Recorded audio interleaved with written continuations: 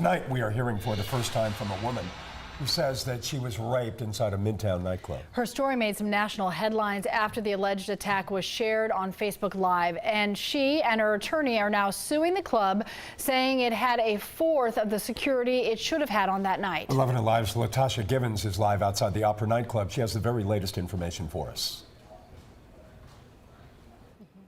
Well, Cheryl and Jeff, the alleged attack happened on a very busy night. Pre-tickets were already sold out for the August Alsina performance. The woman and her attorney says that alone should have required more security. I'm going to continue to fight.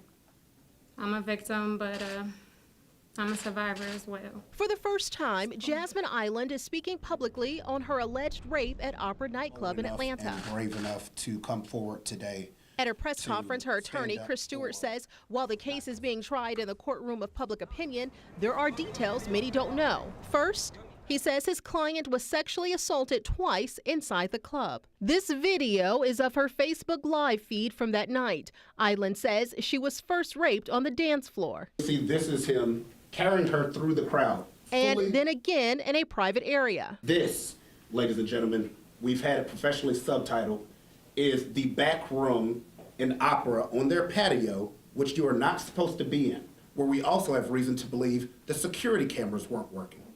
So thank God she was on Facebook Live. Island breaks down and leaves the room as some of the details are shared. This is not on the dance floor. Her attorney says inadequate security is to blame for her rape. But we know for a fact all of the security guards were not working, were not paid to work, and they knew this ahead of time because the tickets were pre-sold. Stewart says based on his investigation, the staff had only a quarter of the security guards they usually have. Per every standard in the industry, security intervenes if a person is too intoxicated or drugged or inebriated. Island doesn't want to become the face of sexual assault, but has words of advice for other victims. She needs to know that it's okay to stand up against cyberbullying. It's okay to stand up against victim shaming. And so that's what ultimately gave me the courage to stand up and go publicly. And Dominique Williams was arrested 10 days later. He's in court tomorrow facing the charge for aggravated sodomy. Now, there are reports that there's another case filed against him. We're working to gather those details. We reached out to Opera Nightclub and its parent company. We have not heard back. Live in Midtown, I'm Latasha Givens, 11 Alive News. Cheryl, back to you. All right, Latasha, thank you. The lawyer in the Opera lawsuit, Chris Stewart, is responsible for what's believed to be the largest settlement in a rape case in U.S. history. Last year, a jury awarded Hope Cheston $1 billion.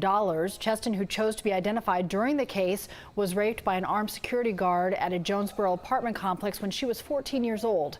The guard is serving 20 years in prison, and Cheston is currently in college.